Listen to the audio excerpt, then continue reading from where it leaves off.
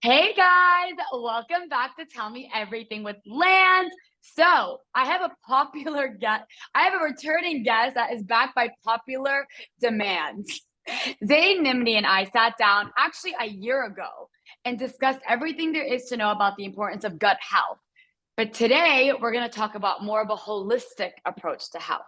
After doing my own journey with Zayn on the elimination diet with the pre-wedding, kind of going ham, super dedicated to a goal of a wedding dress, I've had trouble this year after moving out of my parents and in with my husband Khaled on what a holistic, healthy lifestyle looks like for me. So Zayn and I have kind of been working towards what that kind of looks like.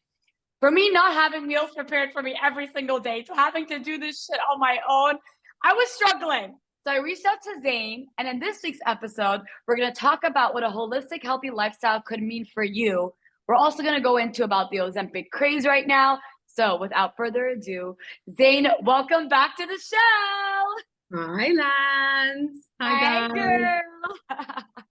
By the way, I want you to know you are one of my top performing episodes because Really? and it makes sense. You are, because I think it makes sense because a lot of women, we have these whole PCOS and we have a lot of gut issues and a lot of people are aware of what to do with them. So Yeah. I have to say your episode did well, but for people who hadn't listened to that episode, can you just give us maybe a little bit of a summary of how you kind of began the journey of gut health and functional nutritionist? And I know you are a functional nutritionist and also functional medicine health coach. Yeah.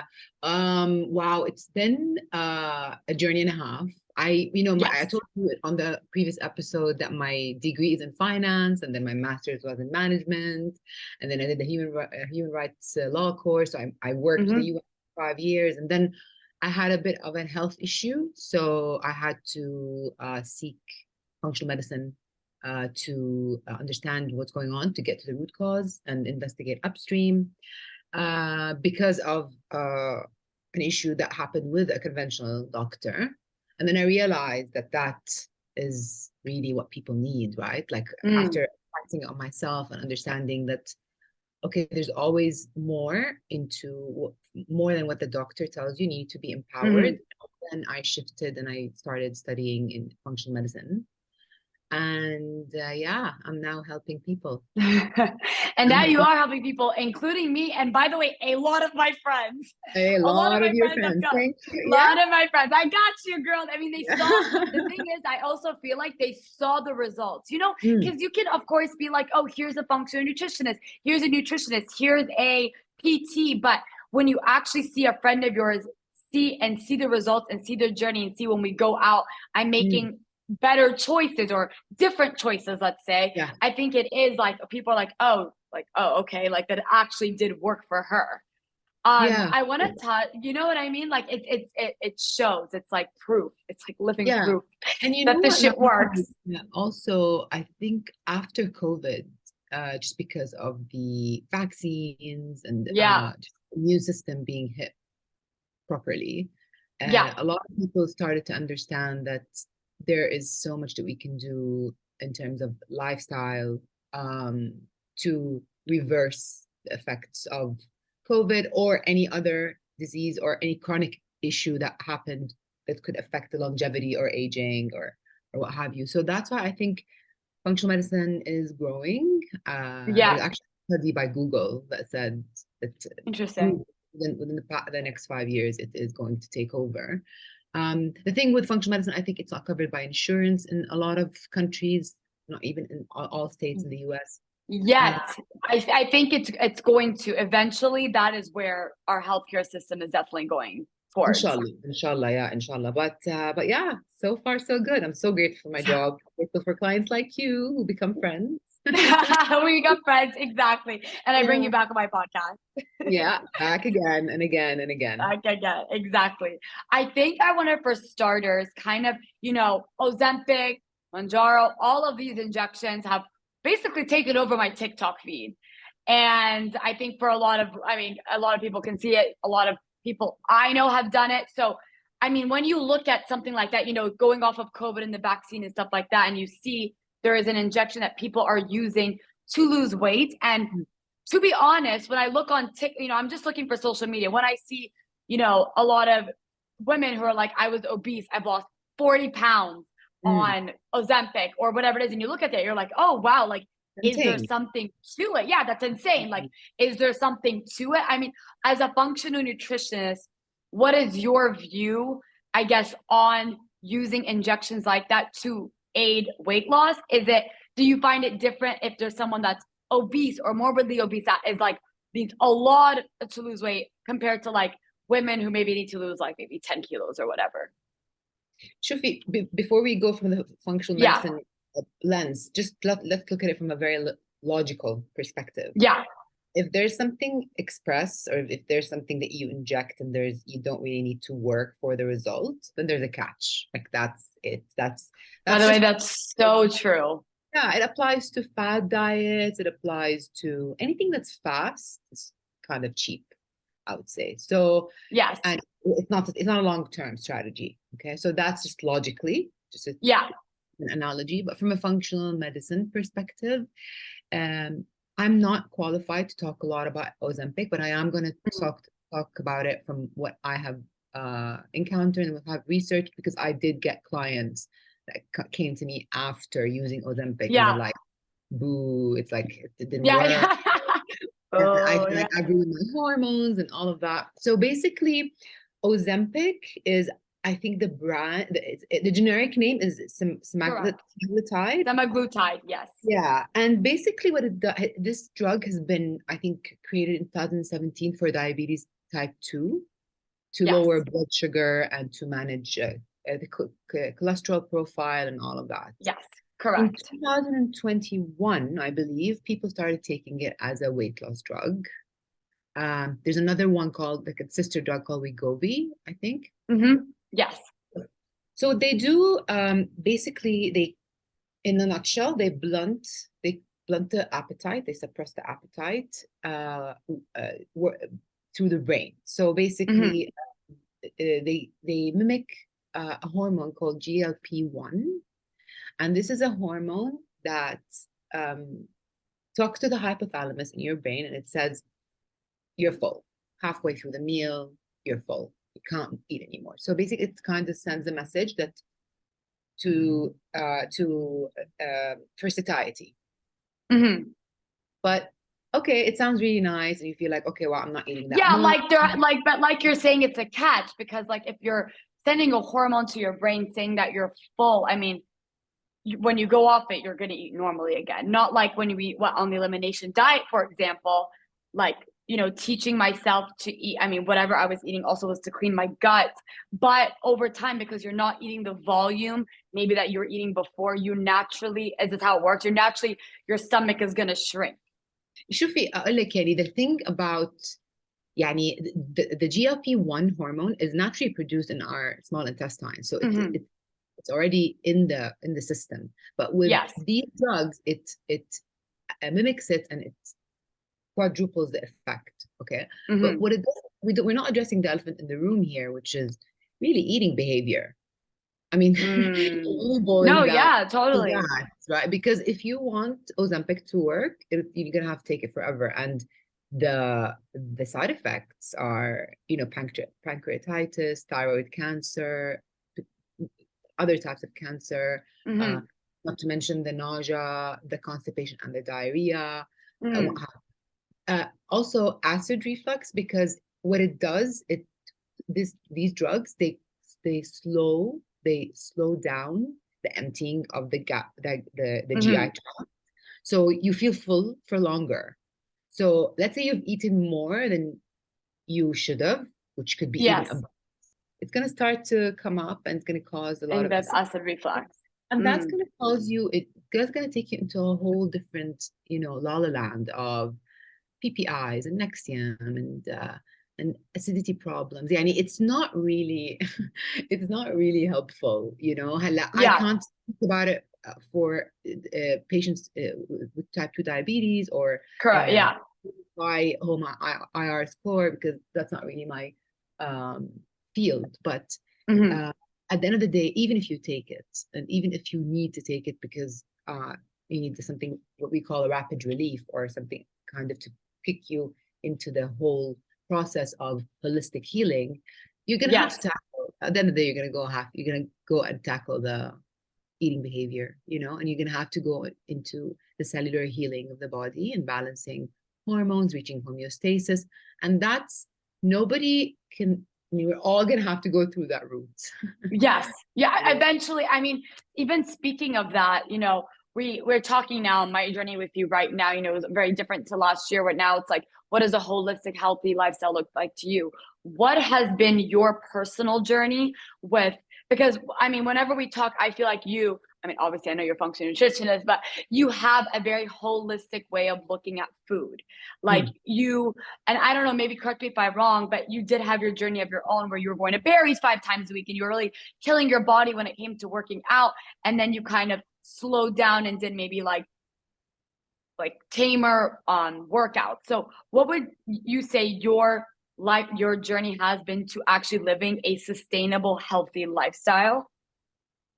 So basically, I don't know if you've seen my logo, which on my website. Yeah, of course. Yeah. Yes, I have. Body, mind, soul. Yes. And I mean, I can't not but go into the holistic aspect of healing. So it's body, mind, soul, right? So in my case, the overworking out, I didn't do berries because I lived in Jordan. When I used to go to Dubai, berries, but I used to have a PT and then go to Pilates and then run. It was just crazy, and I was very meticulous with my eating and all of that. I think that was a symptom, something deeper. So okay. Yeah, so until I really figured that out through therapy and mental health, that channel of self-exploration, self-awareness, and all that, I think that naturally came into balance. So I started to honor what my body needs and what my body wants, armed with the knowledge that working out is still important, muscle mass is still important. Of course, yes. It comes from a place of wholeness as opposed to from a place of lack, But so it's been a journey of that. Now, that's to answer your exercise question. In terms of my diet, I mean, obviously, I've been in this field for quite some time, and growing up in my household where my dad had 2 heart attacks, my mom was a nurse. Health has been such an issue.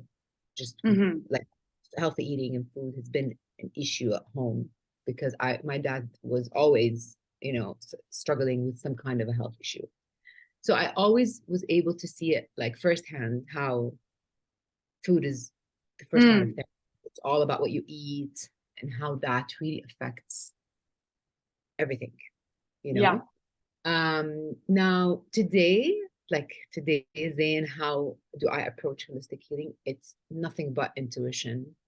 It's just intuitive eating because my body asks for the right foods and my body asks for sometimes the wrong foods, but it comes from a compass within that does not need any theory or doesn't need any thinking today. But I'm armed with knowledge to know what's good and what's not and what's good, what's not. Before this phase of today, before Zain today, I did definitely go through a phase of, because of how much I knew and how much I had to know. Like, oh my God, dude, what the hell? Like, this is all pesticide.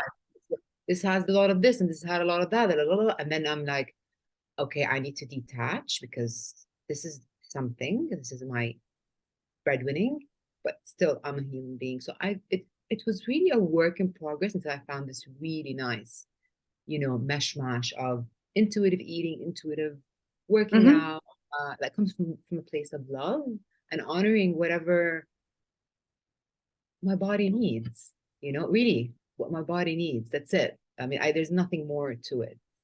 Hi guys, support for Tell Me Everything with Lanz is brought to you by Manscaped, who is the best in grooming. Manscaped uses precision engineered tools to help all your shaving needs. And I'm here to give you 20% off. Use code LANZ, L-A-N-Z, for free worldwide shipping, plus 20% off at manscaped.com. Enjoy. I mean, when you say wrong foods, is it because I find a lot of women in my life, my friends, my mom, including me, I'm still work in progress with my relationship with food. When it's eating something bad, as in when I say bad, I mean like maybe a burger and fries or whatever it might be, what we consider bad food, but then feeling guilt immediately after as to why did I eat that? Why did I put my body through that? And then the next day working out, having a clean week. And then, and I see my friends on the weekend, for example, if we're out to dinner and we've ordered like appetizers to share and a couple drinks, I see them feeling guilty for even indulging in that. So have you ever had I know you're talking about that you went to therapy and stuff.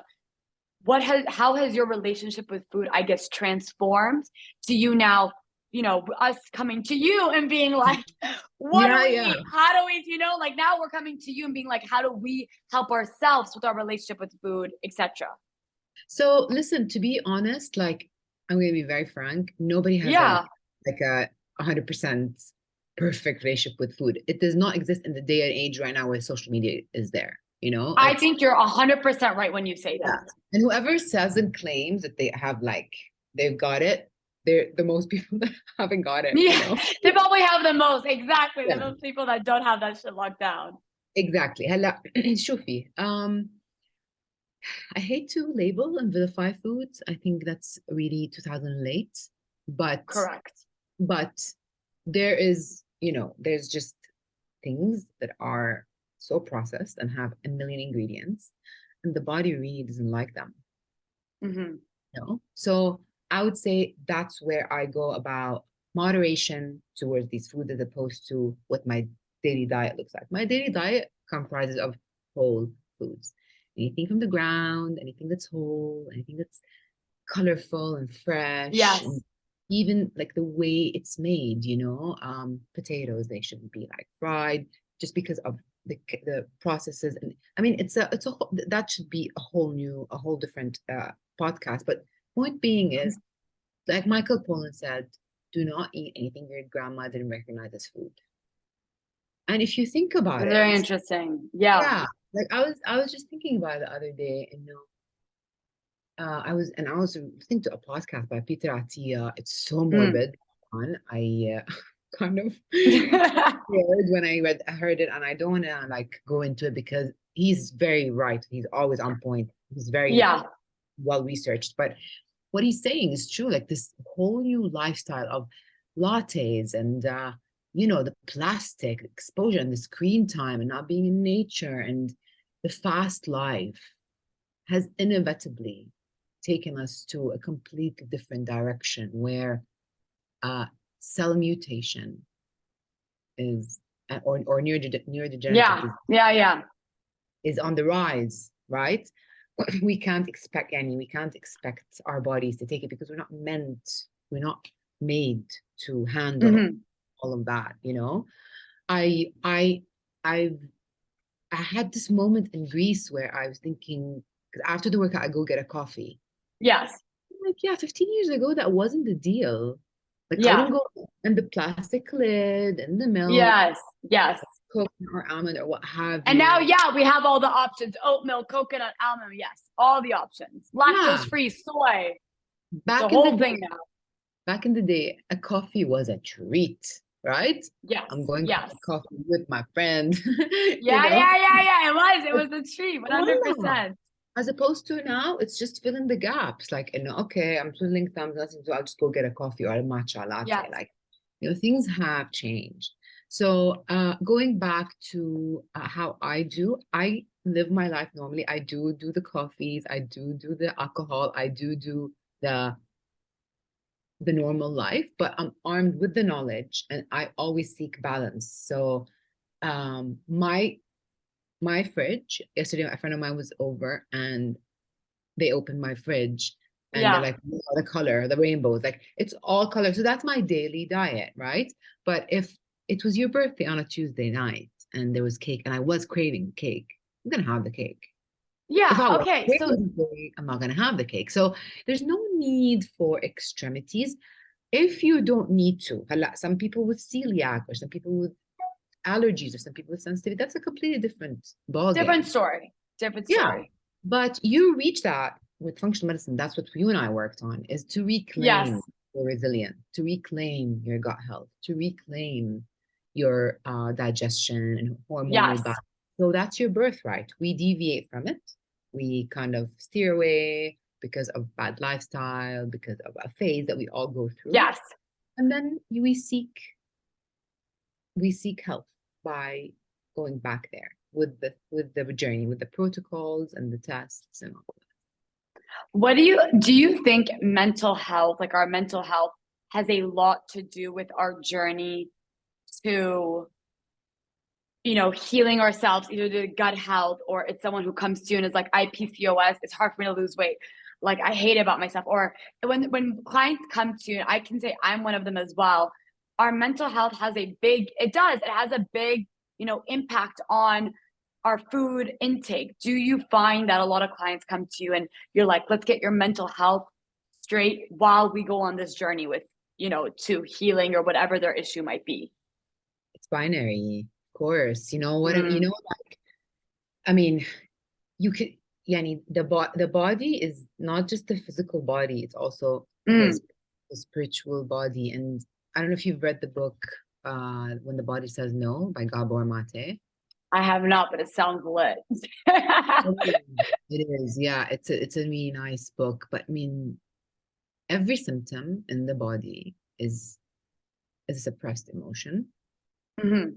From childhood or from recent experiences. I'm not sure. Yani, it depends on the person, obviously. But there's always we are not tailored, or we're not brought up to authenticity and truth because of the culture and what have you. And also it's just the generations, right? Yes. So we Yes. carry intergenerational trauma. I see a lot of correlation between colon issues and suppression, thyroid issues and suppression. Like, it's really I mean, I don't want to go into a lot of woo-hoo now, but I mean, this is the throat chakra is here.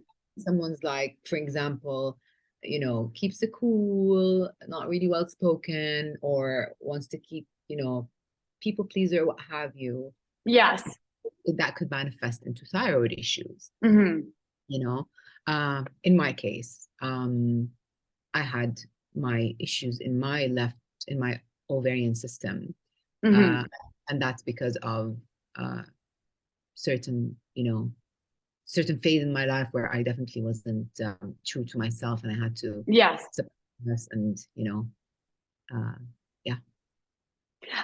Do you feel that when a woman comes to you about like PCOS, or there's different things that come into our lifestyle, right? Like, you have PCOS from like a sensitivity on something, and I don't know what, but they still want to go out and drink alcohol, and like, where do you see the sacrifice coming? Because I know with my own journey, for example, with us, I told you straight up, like, I drink on the weekends, I enjoy it, whatever. I would drink at the beginning when I first met you, before I even went on the elimination diet. So we said we were going to do elimination diet after supper, because I'd take 2 bachelorettes and I'd wedding. Yeah. Like, Zein, you were like, there is no way. Remember, they were like, there's no way you're going to, like, we are going to start it in September, October, whatever it was. But at the beginning, when we first started, you were like, here are little lifestyle changes you can do in your life. Cutting out dairy, for example, because, I suffer with PCOS, the hormones, reducing maybe the amount of alcohol and what type of alcohol I was drinking. For example, in the morning when I make smoothies, which I already do, adding flax seeds and chia seeds, they were like these little lifestyle changes that made a big difference. I'm like, in those 3 months, even though I was on holiday and I was going out and all that, I still lost like 4 kilos just by doing these little lifestyle changes. We hadn't even touched the elimination diet yet. When there's a client that comes to you, kind of like me, that was like, I still want to do all my shit. I want to go out. I want to party, Like, how can I have both? How can I have the functional nutrition, and how can I still maintain my lifestyle? Do you believe there's sacrifice no matter what, if you want to take the journey to healing yourself? And do you have to mentally prepare for that lifestyle? Because I know myself, I had to mentally prepare for that fucking elimination diet. Yeah. I had to mentally prepare myself. I mean, yeah, obviously that's the extreme, but when people come to you, are you like, you need to prepare for sacrifice, or kind of don't do it until you're ready? It's very by individual. I really need to read the client and meet them halfway. That's for sure. Yeah. And it really depends on the case. Like I have people with celiac. There's no halfway with There's, celiac. I mean, there's no halfway with that, for You need to sure. go to boot camp, yeah. But to be very honest, I have worked with clients who have worked with practitioners before, and they came to me after, and I saw why they couldn't adhere to whatever the previous practitioner gave them. Yeah. The journey does not need to be jail. Okay. It does need to be legit, and it does need to adhere to a lot of rules for it to work. But I am not from the school of Nazi camp dieting, like super, super strict. Because I also feel like that makes you not want to do it. There's like a psychological part to it that if you're telling me don't do this, I'm like, well, fuck that. I mean, I can meet you halfway, but I'm not going to But I also feel like, though, then the other part of me is like, but there is some sort of sacrifice you do need to make. But Mahua, that's what I'm trying to tell you is, I do share with the client what the book says and how they should be doing it by the book, but I do meet them halfway, And for the first 4 weeks of the elimination, usually 4, 3, 4, 6, really depends on the GI map results. It's usually the strictest, remember, like that's when you really need to move even certain vegetables and certain fruits and all that. That was the hardest 4 weeks of my life. But when you finish that, when you are like, oh, like you feel there's a proud of yourself that like I've never felt honestly before, was forget that. I mean, I lost 11.5 kilos with Zein, but even putting that aside, like you feeling like I fucking did that shit. Like I was able, when I went out, because you would tell me like, you can go out to the birthday, whatever, but try ordering these things. But there is some sort of sacrifice, but you're saying it's, per client of how much they need to sacrifice, right? Yeah. I mean, really, it really depends on the client, but it's a journey that needs commitment.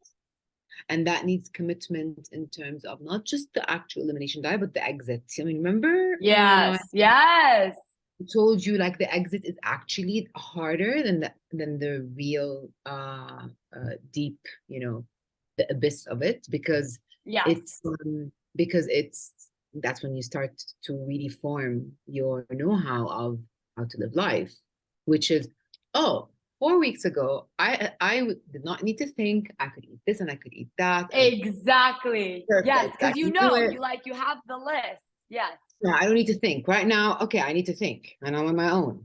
There's no guideline. So that's where I think people need to understand, and it's a journey. That's why we call it like a journey, at least of 4 to 6 months. Definitely. There needs to be mental preparation, and there needs to be awareness and knowledge that this modality will help me. Because you need to believe, not just because Lana did it, or I need to turn on the AC. I'm gonna take you with me. Yeah, don't worry. Don't worry. I have a question about culture. Yeah, I love because I mean, I'll speak from my experience of growing up in my household. My mom would, I love her, we have a great relationship now, but back then she would only put me in dance classes so I would lose weight. I was on a diet from the age of like 7 years old. Literally, I am not kidding. I was literally on a diet since I was 7 years old, and that was my life. Always stressed about food. Like food would give me stress because I'm like, am I eating right? This was, guys, pre-Zein, but I was like, am I eating right? But I just want to preface that, but it was pre-Zein. Like I was like, pre-Zein. I was on fad diets all the time. Dukan diet. What was that? Like Jenny Craig diet, all that shit from high school and college. And I always fluctuate up, down, up, down, up, down, feeling the stress of my grandmother. And of course my mom, because we all know that shit passes down. And always, you're too skinny, you're too fat, you're too skinny. There was never Lana, you look good. I think the only time I ever got that was on my wedding week, because if someone dared said anything to me, I would have probably sliced them in half. And I also, alhamdulillah, looked great. But You there did is look there is this, thank you so much, but there is a cultural thing to it. And also we do see, I have a lot to say about this. We also do see these influencers who are super, super micro skinny. And then you hear the rumors of they took out ribs and they've been on Ozempic. And yeah. There's an influencer that took out, I'll tell you who she is after. But there's a huge rumor that this influencer, I don't know if it's right, took out her ribs so she could have a smaller waist. Whoa. I mean, and these are all Arab influencers I'm not talking about westernized. What is your view, I guess, first of all, on the cultural aspect of it, and then maybe the social media aspect to it? Oh, Lana, we've been objectified. We have. Yeah. And body dysmorphia is a thing, is a real thing. And that's why, circling back to the beginning of the episode, when I told you it was a journey of self-love, where I had to really come to terms with imperfection and accept and love that I am an imperfect human, as we all are. As we all are.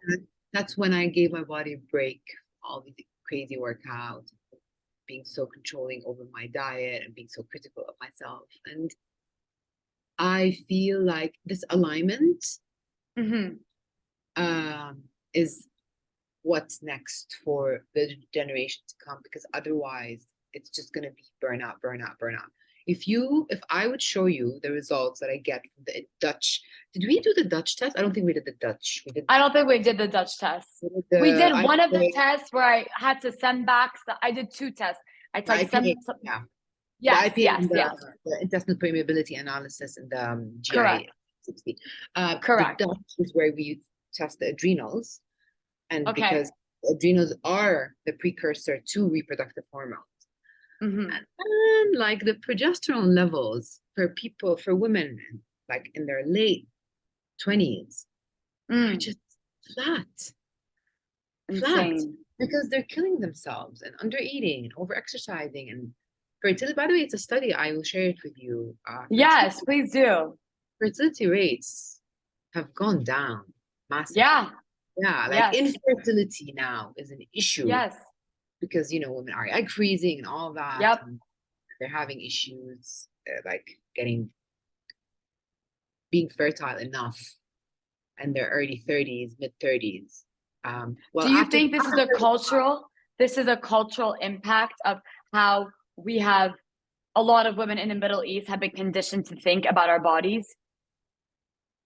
Yeah, of course. I mean, it's not just think about our bodies. We identify with the body. You know what I mean? It's not just the Middle East, by the way. It's, I think, worldwide. Maybe more so in the Middle East because we're a smaller society. Like we are. Correct. Yes. Are in the smaller, we're like huddles. But we're we are very objectified as women, and that we're exiting this now. I feel there's become a bit more. I feel there is, since when I was growing up, at least I would say like I would even get comments from like my mom's friends, like so unnecessary. And so I feel like we, like women who grew up, with Middle East families, we have been in this, conditioned to think about our bodies in a certain way. And I think it has led, like you said, to body dysmorphia and to killing ourselves in the gym and to under eating and overworking out. But I do think with the rise of functional nutritionists and functional medicine like yourself, I mean, would you say a lot of women are coming to you, with I need to get my diet straight, or I need to understand what a healthy lifestyle looks like?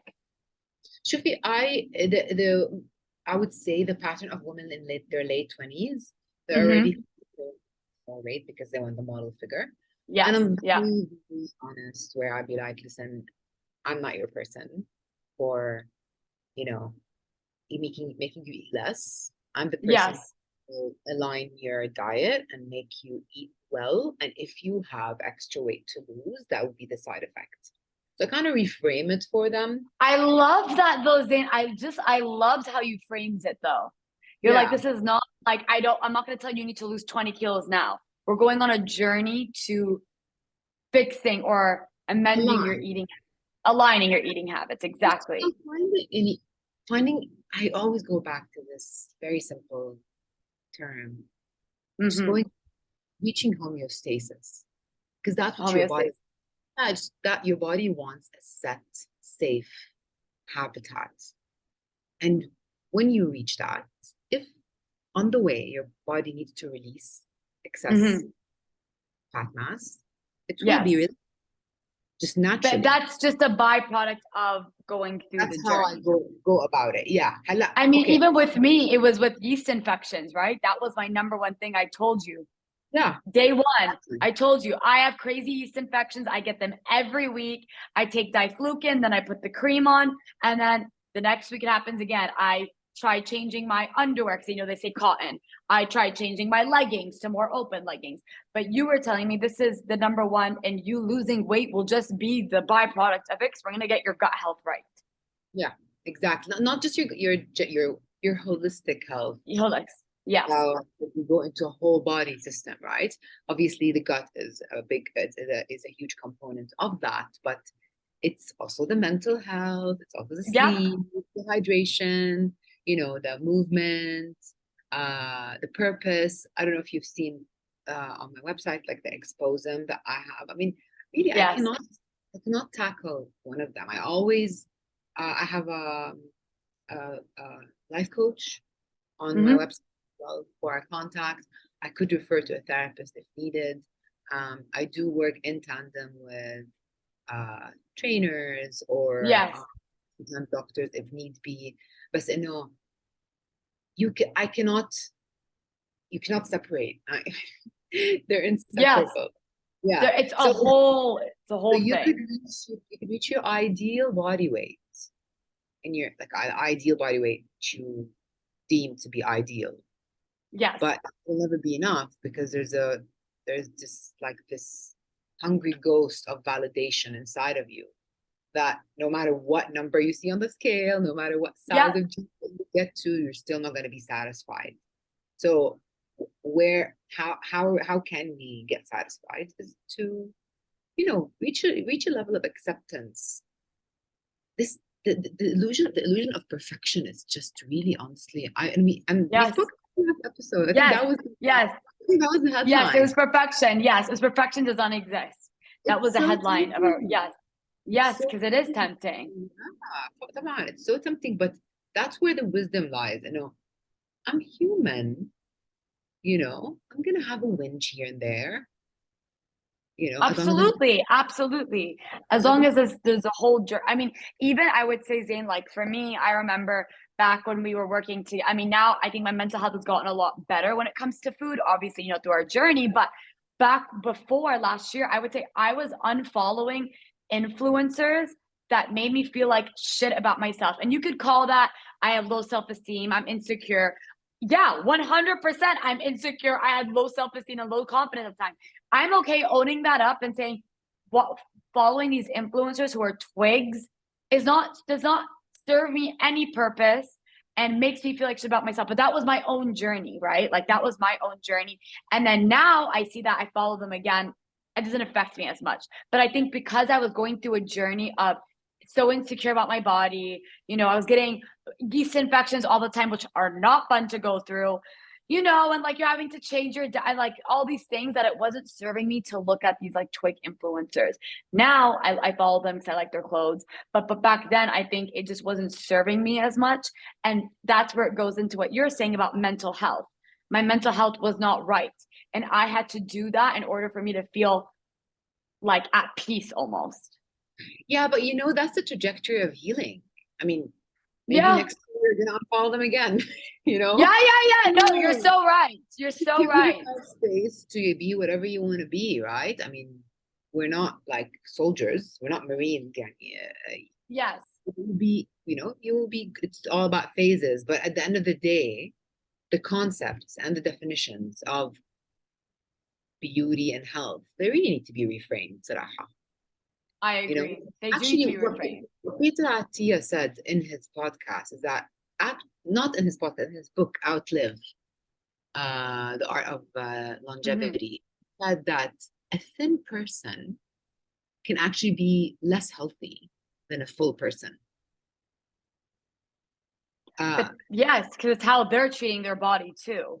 They're not treating it with some that people just holistic. carry this junk well, and Yes, they get away with it, and that's dangerous, to be honest. that is dangerous. Yeah, I mean, that book was a bit of so morbid, but it really put a lot of things into perspective, you know, of why you hear of sudden, you know, heart attacks or early cancers or what have you. And yeah, it's an interesting time. It is an interesting site. Well, Zein, thank you so much for coming on the podcast again. If people would like to reach out to you to go on their own holistic health journey, which I highly recommend, where can they find you? I have a website, Okay, great. and my Instagram, at Zein Nutritionist. And yeah, that's it. Okay, cool. I'll put it in the show notes. Thank you so much, Zein, for coming on the podcast. And guys, I will be back next week with a great episode. Bye. Thanks, Lana.